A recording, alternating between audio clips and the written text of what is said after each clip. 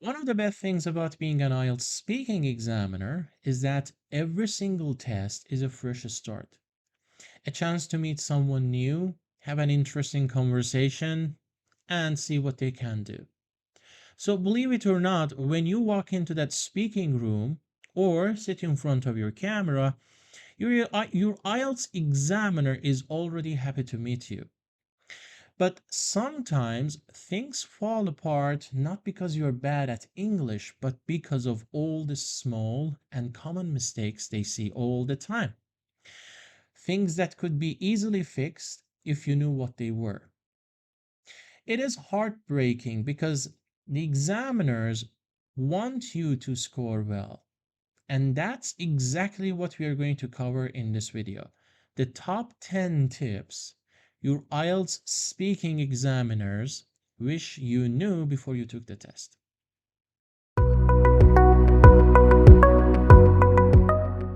Hey everyone, Hassan here from ESL Fluency. Today we are going to talk about something that can instantly improve your IELTS speaking score.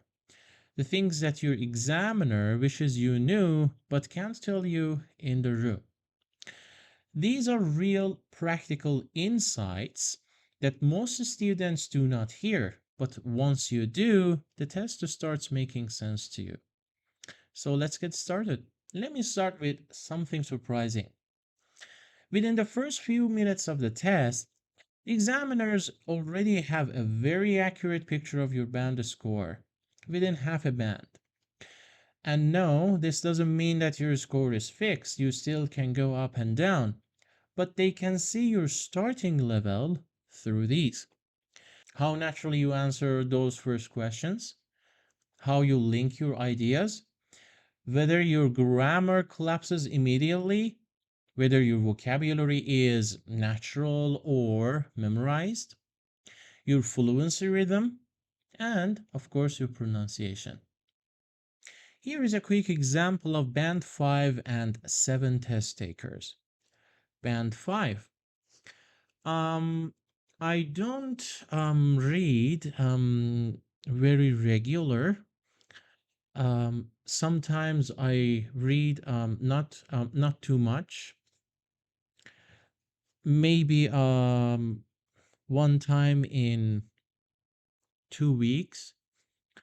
Um, uh, I know it's important, but I don't have good time for it. And here is a band 7 example. I read a few times a week, usually before bed, because it helps me relax and switch off from screens after a long day. That difference, examiners see it instantly because they have been doing this for a long time. For test takers in band 8 and 9, it is even easier to talk about these things in more detail. Number 9, it's a speaking test, so speak. Short answers won't show your range. In part 1, if you give short answers like yes, sometimes, not really, the examiner won't hear enough language from you to judge your level. Now, here is something most test takers don't realize. Band 5 test takers usually give short and limited answers. They often respond with one sentence or half a sentence.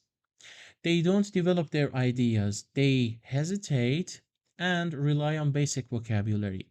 Band 6 test takers usually show willingness to speak at length. They try to extend their answers. Their grammar might be shaky and vocabulary limited, but at least you can see they are making an effort to give more than one answer. Band 7 test takers speak at length without noticeable effort. Their answers are detailed, natural, and smooth, not because they talk a lot, but because extending their ideas comes easier to them. Here's an example of a band 5 test taker. No, I don't read. Band 6. Not very often. I try to read sometimes. Usually I have when I have free time. And band 7, I read a few times a week, usually before bed. It helps me relax and switch off from screens. Number 8, if you keep talking non-stop, you may lose coherence and your examiner will interrupt you. On the opposite side, some test takers treat the test like a TED talk. They speak for 80 seconds in part 1, they give life stories, and they never stop. This might be risky because if you keep talking non-stop, you might lose coherence. IELTS does not reward that length, it rewards clarity. And if you keep talking non-stop like that, your examiner will be forced to stop you, and you might find this distracting. That said, if the examiner does interrupt you, it has nothing to do with your score. It doesn't necessarily mean you are doing badly. It just means the examiner is trying to move on. Number 7, if you forget a word, paraphrase. This is one of the biggest differences between band 5 and 7 plus test takers. Higher level language users don't panic, they paraphrase. Here's what good paraphrasing looks like. Imagine you forget the word pharmacy. A band 5 test taker usually freezes and says nothing. But here's what a band 7 plus test taker does. I once went to the shop where you can buy medicine. That's perfect. IELTS assesses your ability to communicate. It does not assess your ability to remember every single word in the dictionary. You can use simple frameworks to help you paraphrase smoother. In short, if you can explain your ideas well, you are going to score well. Of course, for band 8 and 9 lexical resource, you also need to use precise vocabulary when needed. Number 6, examiners don't judge your confidence, nervousness, appearance, or eye contact. Many test takers believe if I don't make eye contact, I'll fail. If I look nervous, I'm going to lose mark. If I don't smile, the examiner is going to penalize me. None of this is in the band descriptor, so don't worry about them. Here are the things that won't affect your score, and here are the things that will. You can even stare at a table while talking and still get a band 8 if your language level is at band 8. Hey guys, we're halfway there. If you find these tips useful, don't forget to like, subscribe, and share. It'll really help us to continue making content that will help you get your desired band score. On to number 5. Number 5, you can lie. Examiners don't care. If you don't have anything to say about a topic, you can just lie about it. IELTS is not a truth test, it's a language test. Examiners are not checking your history, your personality, your hobbies, or your background. They're just focused on how well you can communicate. A lot of test takers panic when they hear questions like these. Do you enjoy cooking? Tell me about the sport that you follow.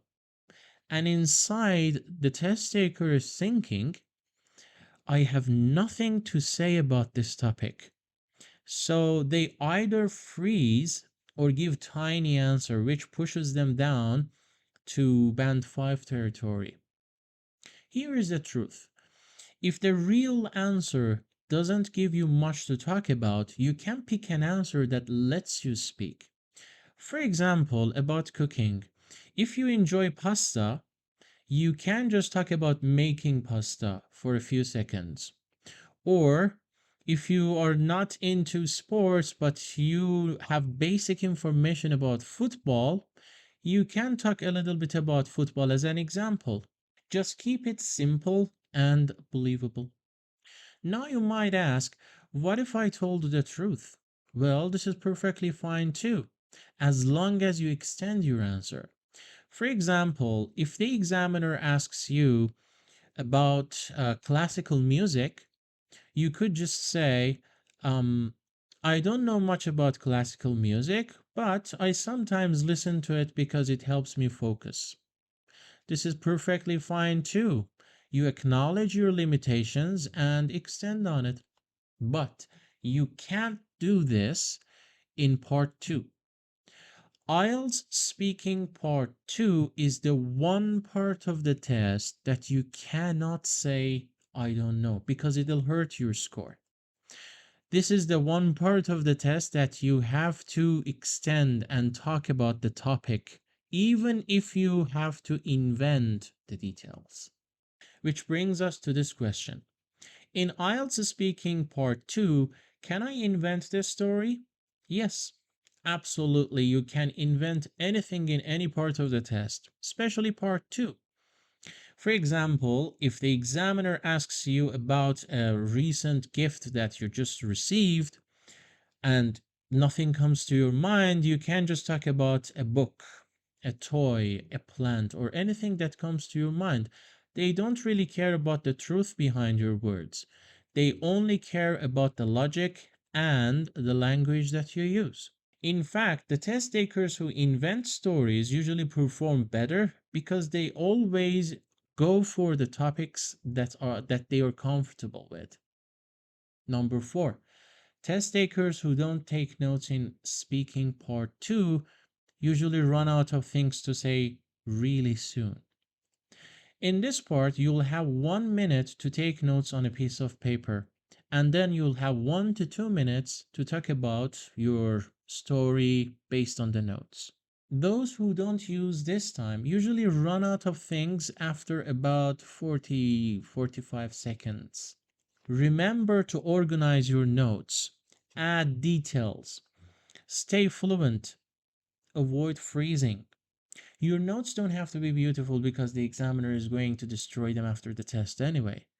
In another video about speaking fluency in IELTS, I show you how you can take notes efficiently so that you avoid drying up too soon.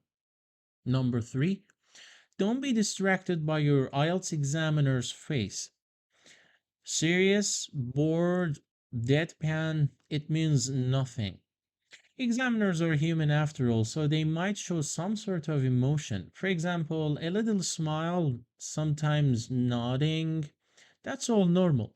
What they shouldn't do is give you strong positive or negative reaction. No cheering you on when you give good answer. No nodding at you when your answer is good and correct, or no signaling you when you make a mistake. They can't do any of them. Sometimes test takers also misread their examiner's facial expression. If the examiner looks bored, they're just concentrating. If they look serious, maybe that's their neutral facial expression. And if they're slightly confused, they're probably analyzing your grammar. So it doesn't matter what facial expression they have on their face. They're trained to be fair and follow the scoring criteria. So if they yawn, look bored, or anything else, it has nothing to do with your score or performance. They need to follow the band descriptors to the letter because they are closely monitored by the British Council and IDP. Number 2, don't be distracted by your IELTS speaking examiner writing down numbers. They're not your scores, they're just for timing. Some test takers see that their examiners writing down numbers like 4.5, 5.5, and think, oh, those are my scores, and I'm going to get 4.5 or 5.5. No, they're not your scores. Examiners have to keep track of timing for each section. That's all, because they're going to get checked on this. And last but not least, tip number 1. Memorized expressions and cliche idioms will just lower your band score. If you go into your test having memorized cliches or some sort of idioms pulled from an Instagram channel to be used in any kind of questions, your examiner is going to spot them in a second and will penalize you for them. Nothing gives away a low band score faster than memorized expressions. Here is an example of band 5 memorized answer. My city has plethora of facilities which enhance society and play a crucial role in my cognitive development. Nobody talks like this. And you see that words or phrases like plethora or play a crucial role in do not really fit a band 5 test taker. So the examiner is going to spot that in a second and penalize you for that. A better answer is much simpler, like this. My city has good transport and plenty of places to relax, so I enjoy living here. IELTS rewards spontaneous, natural language. This does not mean you can't prepare. You should, but you need to prepare flexible language, not pre written speeches. A simple, natural answer will always beat a memorized fancy one. So, those are the top 10 tips your IELTS speaking examiner wishes you knew before you took your test. Things that can help you speak more confidently and more naturally. If you are preparing for IELTS writing and speaking and you want examiner level guidance throughout your IELTS journey, check out the links in the description. Thanks for watching everyone, and I'll see you in the next video.